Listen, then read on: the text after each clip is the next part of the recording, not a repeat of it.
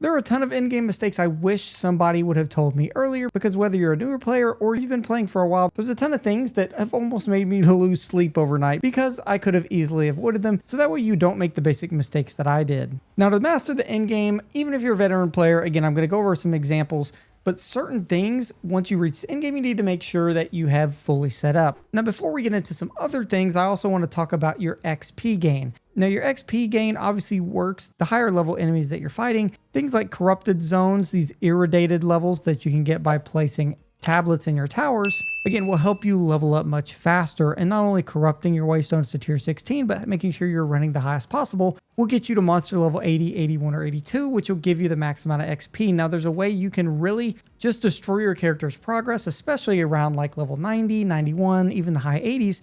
It takes a long time to get XP. And basically after level 75, every time you die, you lose 10% of your XP, which like basically obliterates your progress, especially the higher level you get. Getting to level 91 or 92 and losing 10% like hurts legitimately to my soul, because you can lose out on like an hour's worth of progress sometimes. So once you start getting into the mid high 80s, you should always have an Omen of Amelioration equipped. Now, I know I said that wrong, but you need to make sure you have one on, because it reduces 75% of your XP loss when you die. Meaning instead of losing 10% going down to 49%, we would only lose 2.5% and really go down to like 56 or 57%. Trust me, the biggest thing here is it costs like 5 exalts to have one of these, and the currency doesn't even matter. What matters is saving you hours of time, because trust me, I would rather waste all my exalts versus having to spend 10 hours re-leveling, because over the course of a couple levels I died 10 times. Like, it's a complete waste of time. You have to invest in these to make sure you're not having to redo all your progress. Now, another thing here is focusing on completing your Nexus, and with an upcoming patch, I think they look to make this easier, and I'm still only at 10 plus corrupted Nexus and don't have all my Atlas points, because let's be honest, these things are basically take forever to get to and are very difficult to find. The one thing I've told everybody is make sure you look around the edges of your map. Sometimes you can't see these, sometimes you can, but it can be easy to identify them sometimes, because like if you look in this map, we can actually see one of the corrupted towers here. A thing to specifically find the Nexus is easier if you can't see them is to path to any tower. So when you get to a tower, you can expand and see in a much wider area. Now, a lot of times what you'll see first is all of these regular map nodes, but you'll see one little off to the side thing, like for instance this. Now, I wasn't able to see this map node.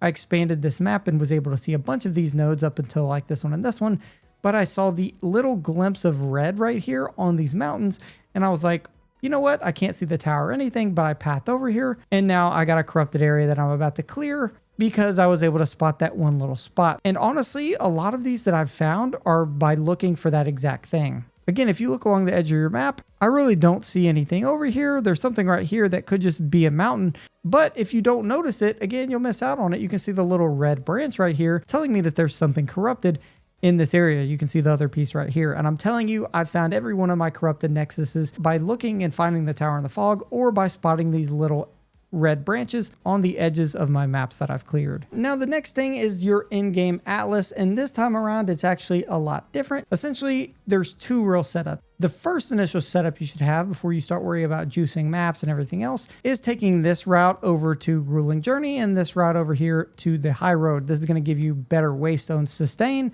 It's going to give you the increased rarity of Waystones, meaning you'll get more rare Waystones and keep you from using currency to have to upgrade them. And the Waystones you find will be a higher tier, meaning you can sustain them at higher tiers much easier. And then also Grueling Journey and some of these other Waystone modifiers, so you get extra bonuses on your modifiers. Now again, that's going to help you sustain your Waystones early. And another thing you can take if you want is these increased Waystones down here to Ecological Shift. Now the other thing you want to take is specifically these pack size modifiers and this rare monster modifier, but also the magic ones as well. For bigger pack size, it helps you level much easier. Now, eventually, once you unlock enough Atlas points, you'll want to come over here and probably grab these as well. But ideally, we want to focus on two main things, and that's getting our strong boxes up and running, specifically focusing on the Researcher's Plunder node down here to get more Researcher strong boxes, specifically because you get the rare gamble boxes. They give you perfect Jeweler's Orbs, Divine Orbs, and a ton of free currency in general. And if you have this combined with these high value theft node, that means you get 30% increase to have unique strong boxes as well. All these others give you higher chance to find strong boxes, more monster spawns, and overall just more and better strong boxes. And these can give you tons and tons of valuable stuff that you can then sell for currency. Also, we're going to be running these shrine sets, so you can see I don't have this fully spec'd out here, but eventually when we want to take some of these other nodes like these right here for additional shrines, increased duration of our shrines and effects that we get from them, and the increased effect of buffs we get from the shrine and maps, and again, the more shrine effects that we can get over here. This is honestly one of the cooler things because this actually lets you go through maps and get a lot more shrine spawns, which you don't think would be that much more important, but they can buff you an extreme amount. With the bonuses we get here, we get increased duration. For instance, we spawn an acceleration shrine almost like every other map, meaning we get that huge bonus for increased movement speed and skill speed, meaning we can just blow through the map almost like instantaneously. And because of this, we get that increased duration of that buff, meaning it's up longer, and increased effect of the buff, which I'm telling you is completely OP for just absolutely leveling a map from start to finish. Combine the strongbox setup with your shrine setup, and I'm telling you, you will be blowing through maps. Now, the other Atlas setup is if you're specifically setting up or juicing maps. So that means if you're using specific tablets to, for instance, juice maps for instance, breach nodes, where you're specifically trying to stack quantity and rarity on those maps and get as many breach shards and as much loot and currency as you possibly can. The other situation would be reducing up for things like specific citadels, because again, when you complete citadels, you're able to get as rewards these ancient, faded, and weathered crisis fragments. Now, these are important because again, our ancient crisis fragment goes for well over a div, our faded crisis goes for well over a div, and our weathered goes for well over a div. And this is huge because if you set this up right, you can get 2 or 3 in a single run, meaning you can make like 3 or 4 div just by properly doing and juicing one of these citadel nodes. Keep in mind, with the setup, you can also get additional portals that can make running these citadels much easier, meaning you can profit huge from these. And again, we can juice those with our maps, meaning we're essentially putting in regular irradiation tablets into our nodes that increases the quantity of waystones found in your maps. And if you're maxing those out, you can basically add a ton of waystone quantity drop chance. And the higher your overall waystone drop chance on the Citadel node, you can see it's 74% here. The higher waystone drop chance here actually gets multiplied by the waystone drop chance on your actual waystone itself. Keep in mind of all these actual effects that are on this actual Citadel node that'll come in handy in just a second. But this is ideally, if you were running these, you can completely just respec for running this, because respecking these points could end up giving you an extra div or an extra 2 div, which I think is a small price to pay for just moving these points around. And this setup would look a little different. It would include some of these nodes like these waystone modifier effect nodes. You could also pass up here through unstable energies. Again, this will make it so your prefix modifiers and your suffix modifiers are greater when opening maps, meaning that waystone drop chance will get buffed even further. And then making sure you take these nodes, these tablet effect nodes, as well as these other explicit modifier nodes and all of these other waystone effect nodes, especially things like Remnants of Power, which actually has a 20% chance to double the effect of precursor tablets on your maps. So basically we're stacking buffs to all our modifiers, getting any tower in range of a citadel and just stacking it full of increased waystone chance found, upgrading or even just buying off the market a waystone that has the highest possible waystone drop chance. Once those modifiers all come together, you can have like 600 or 700% waystone drop chance on one of these citadels, and from that get 2 or 3 fragments instead of 1, netting you massive in-game profit you can use to then spend on things for your build to level up this basic waystone. That way I could reach 6 slots and unlock every single one of these waystone slots. You can see the last one requires 6 modifiers to do so. One important thing here I would recommend every single time you do it, like literally don't skip this, is try and get all 6 modifiers so you can unlock all these slots. What you can do is, instead of using 1 tablet on every single map, you can literally accumulate so much loot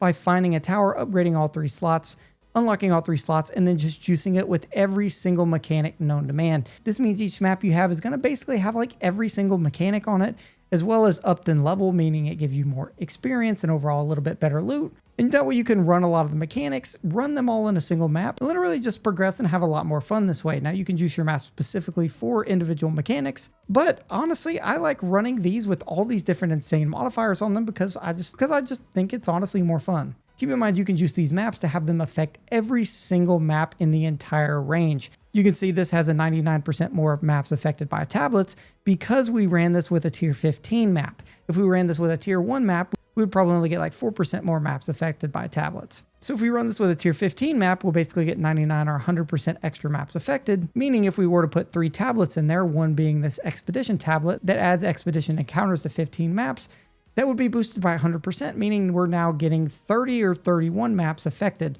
which again would basically affect every map in this range. So if you do that with 3 different mechanics, every single map within this area is going to get blasted with all your mechanics, 100% of the time. Now, another in-game thing specifically is making sure you spend the money to max out your jewels and max out your rings. Your rings specifically can give you tons of extra damage by flat damage modifiers.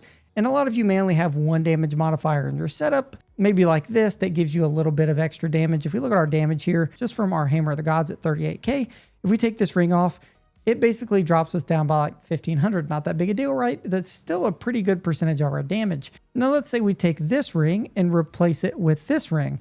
Now we have 41k versus 36k not having any modifier on it. And you can get even increased modifiers past this. And this can overall bump your damage by like 20% just by having the right rings on, which is a big deal. And you can bump it by another 25% if you didn't pay attention to your jewel slots and actually put really useful and upgraded jewels in. For instance, this one that gives us extra attack speed, attack damage, and increased evasion rating. You can see this gem gives us increased fire damage and damage with maces. This isn't even a good jewel at all, but if we take this out, we drop from 38 to 36k.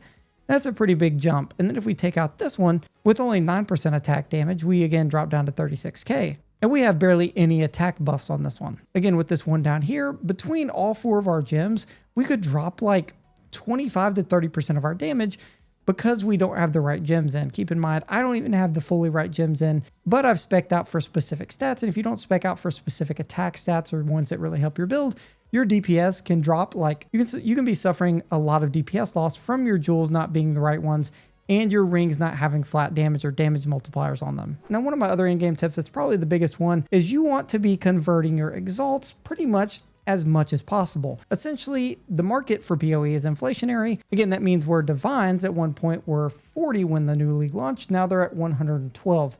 Meaning if you didn't convert your exalts to divines like I did, you basically lost like a third value of what you had. So if you had 112 exalts, you could have had 3 divines sitting in your bank.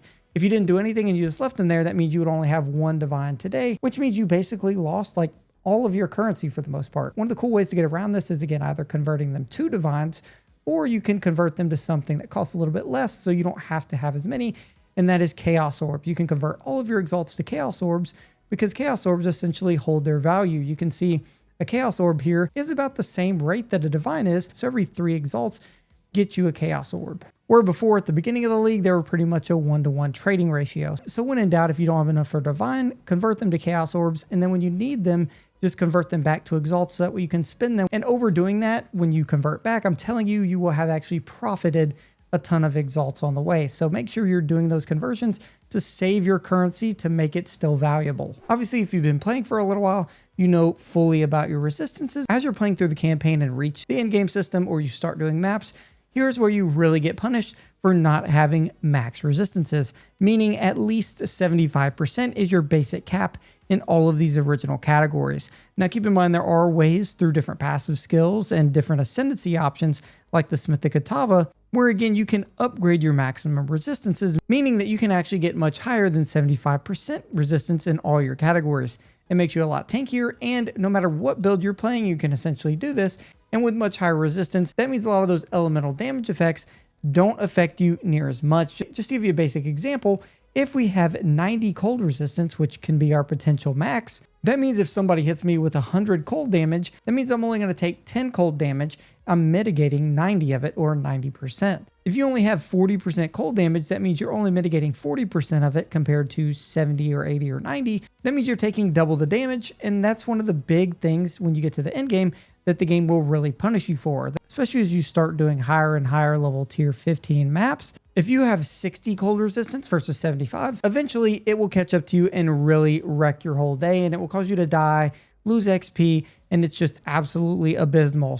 So no matter what build you're using, regardless of all of your other setup, damage, everything, you need to focus down getting your resistances maxed out first, especially on things like your rings, but things like your boots, where you don't need a ton of specific stats, can be a great holder for a lot of your resistances. So they need to be maxed out to at least 75. Here's the other thing that comes in. Some waystones will have things like minus to maximum resistances, or where players are cursed with elemental resistances, like you can see that's on this waystone.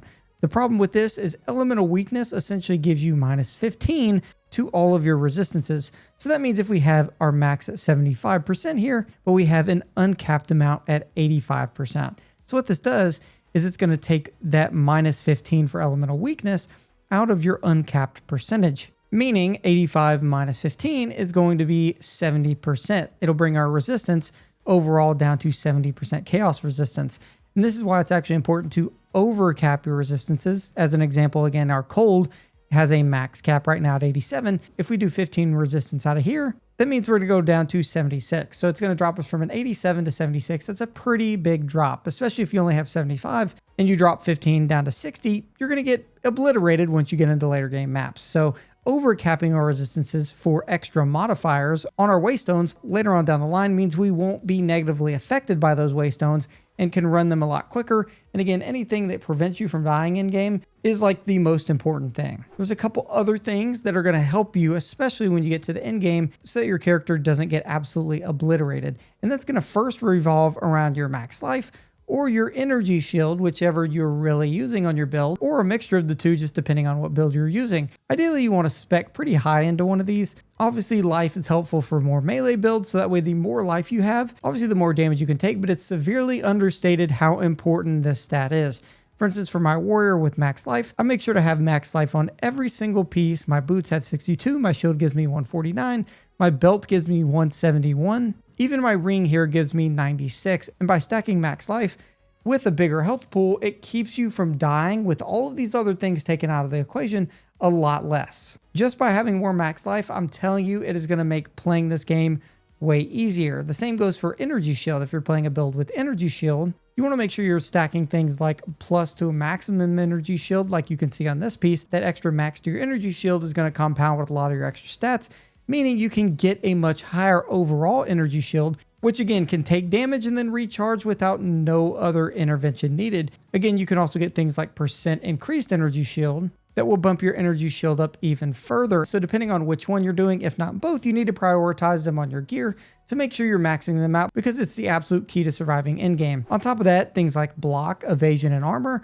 are also super important, but they work a little differently than you might think. As you can see, there's actually an entire physical mitigation chart for how armor works. Basically, the way it works is if you have armor at 90%, that means for regular hits, it's gonna block 90% of that incoming damage. But the higher damage you're getting hit with a single hit means your armor isn't going to block a flat 90% of it. It's going to continue to block less and less. So if you get hit with a big slam, basically you can end up taking almost all of that entire damage. Nonetheless, it's extremely important still for a lot of classes. You can see here in this chart, again, let's say we take a hit for 250. I don't know what that percent is exactly. I think it might be around 85 or 90%. So we'll take this value for 12,500 armor, which I would consider to be a pretty good amount. That means if you get hit with a hit that does a 100 damage, you're going to block 90% of that, meaning you're only going to take 10 out of that. So 10 out of the 100. But even if you just get hit with a simple 250 hit directly after that, that means now you're only blocking 81% of that damage, meaning you're taking 19% of the damage, even though you stacked a ton of armor on your build. That goes the same for if you're fighting a rare boss enemy. Let's say they hit you with a 1000 hit. This is going to only block 51% of that damage, meaning you get hit for 1/4 of your health from a 1000 damage hit. Once you get later into the end game and enemies are hitting like 3000 in a single hit or 3500, it's only going to block 23%, meaning your armor is basically doing nothing. Which means while armor is important and we're still mitigating a lot of our damage, if it's not doing the trick for you, we can spec into other things on top of armor. So you can spec into armor, but you can also spec into things like evasion. Specking into things like evasion and layering your defenses will make you even better in the end game. And the way armor and evasion both work is essentially, you can see our evasion here is at 1100. We only have a 7% current evasion. Basically, that means we'll automatically evade or dodge 7% of the basic hits that enemies hit us with. You can see our armor is at 3500, but at 49%. The way it works is the percent goes up much higher, the lower your actual stat is. So going from 1100 at 7% to 3500 at 49%, it's a lot easier to bridge that gap, meaning it's a lot easier to raise our evasion rating, for instance, earlier on, meaning we can layer our defenses on top of each other a lot easier by getting those percentages up without much invested into either. So we could end up with a 50% armor, 50% evasion setup that might actually be a lot better than just stacking a ton of points into armor. Obviously, the higher you get both of these categories, the better defense they're going to be. But again, if we had something like 60% evasion and 50% armor, that means we would automatically evade 60% of any hit that came our way. And then if something did happen to hit us, we would mitigate essentially 50% of that basic hit damage. Now combine that with another stat like block. Block is actually extremely OP, especially when combined specifically with evasion, because if our block chance is 75%, that means we block passively without doing anything 75% of any normal incoming hit. If a hit were to get past our 75% block chance, which again, there's only a 25% chance of that happening, that's why block is pretty OP in and of itself. Let's say we have 50% evasion. This will actually be calculated first. So if we have 50% evasion, that means only 50% of basic hits are actually going to hit us. So we automatically cut the amount of hits we take in half. Let's say a hit makes it past our 50% evasion. It then has to go through our block percent. So if our block percent is 75%, that means the hit that got lucky and went through 50% of our evasion now has to hit a 25% roll to go through our actual block chance and not get blocked by our build, meaning that each regular hit an enemy does actually only has a 12% chance to hit us, which means we're dodging pretty much everything with even not that crazy evasion and block stats. So basically we're only getting hit with 1 out of every 10 hits. And then if you take that one single hit that we're actually getting hit with and reduce that hit by 50% with our armor damage reduction, that means we're getting hit with practically nothing every single hit. Not to mention if you have things like energy shield and a bunch of extra max life, this will make you pretty much invincible in all of the tier 15 content, even the highest level map bosses, and most all of the in-game pinnacle bosses. So layering your defense can keep you from dying like 99% of the time. And if you're dying early or later game into maps, you need to make sure your resistances are capped up, your defenses are stacked or very high, and your max life or energy shield is built up as high as you can possibly get it. If this video helped you out, drop a like on the video, subscribe if you're new, and watch either of these two Path of Exile videos. Subscribe, I'm watching.